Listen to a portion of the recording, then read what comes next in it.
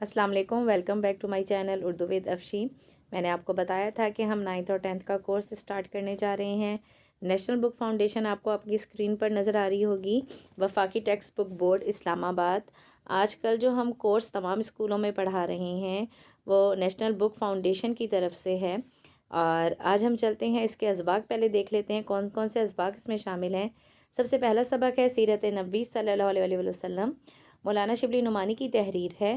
آج ہم اسی سبق سے سٹارٹ کرنے جا رہے ہیں، یہ پہلا سبق ہے اور آج ہم اسی سبق سے سٹارٹ کرتے ہیں تاکہ وہ تمام طالب علم طلبہ جنہوں نے بالکل بھی تیاری نہیں کی ہوئی، جنہوں نے پورا سال نہیں پڑھ سکے، کوئی بھی وجوہات تھیں جس وجہ سے وہ تیاری نہیں کر سکے، تو آج وہ میرے ساتھ مل کر نئے سرے سے ایک دفعہ چیپٹر کو ریڈنگ کر لیں گے، سمجھ لیں گے، اہم نکات کو ڈسکس کر لیں گے، تو امید ہے کہ دوبارہ ان کو سمجھنے کی ضرورت پیش نہیں آئے گی۔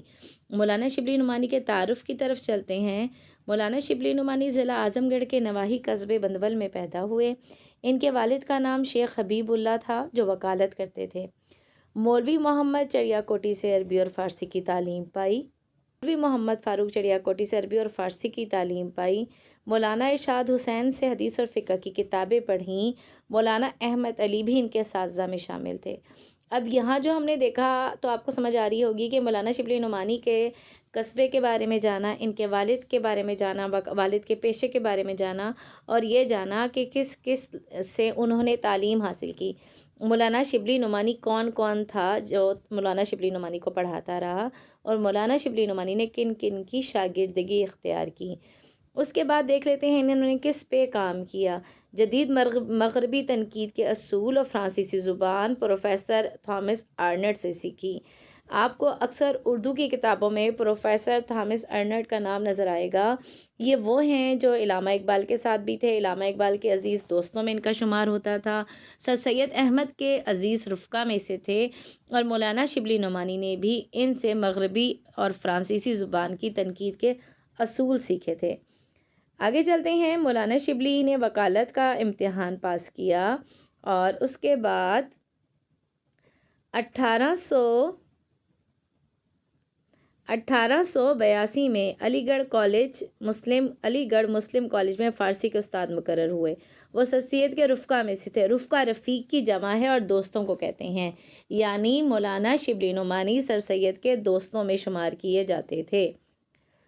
اگرچہ ان کے درمیان اختلاف بھی رہا یعنی کہ دونوں کے نظریات تھوڑے سے مختلف تھے، دونوں مختلف نظریات کے حامل انسان تھے، لیکن دوستوں میں شمار کیے جاتے تھے۔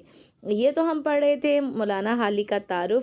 اب دیکھ لیتے ہیں کہ آگے انہوں نے کیا کیا اہم کارنامے سر انجام دیے ہیں، انہوں نے اردو ادب میں کیا خاص کارنامہ انجام دیا ہے۔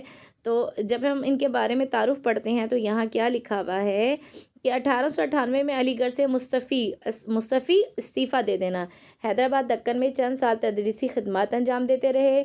سر سید کی وفات کے بعد پہلے وہ دارالعلوم ندوہ کے ناظم رہے اور پھر 1913 میں اعظم گڑھ میں آ کر ایک دارالمصنفین قائم کیا۔ دارالمصنفین ادارے کا نام ہے، مصنف کی جمع مصنفین ہے۔ دارالمصنفین وہ ادارہ جہاں تمام مصنف حضرات اکٹھا ہوں اور اپنے تحریر کردہ تصانیف لوگوں کے پاس لائیں، اپنے ہی جیسے مصنفین کے پاس لائیں اور اس کی اصلاح کرائیں۔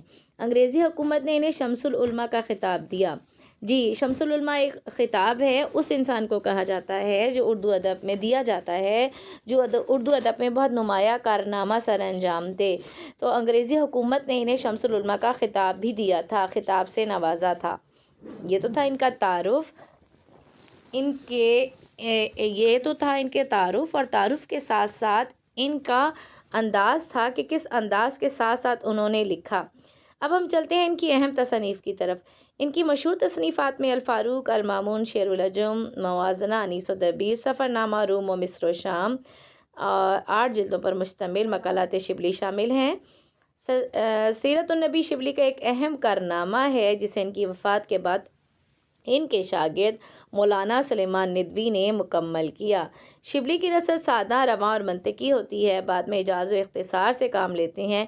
ایجاز و اختصار کا مطلب ہوتا ہے بات کو چھوٹے انداز میں، مختصر انداز میں بیان کرنا، لیکن جو مختصر انداز میں بیان کیا جائے وہ اپنے اندر پوری جامعیت رکھتا ہو۔ छोटे छोटे फ़िक्रों में, छोटे छोटे जुमलों में बड़ी बात कह देते थे।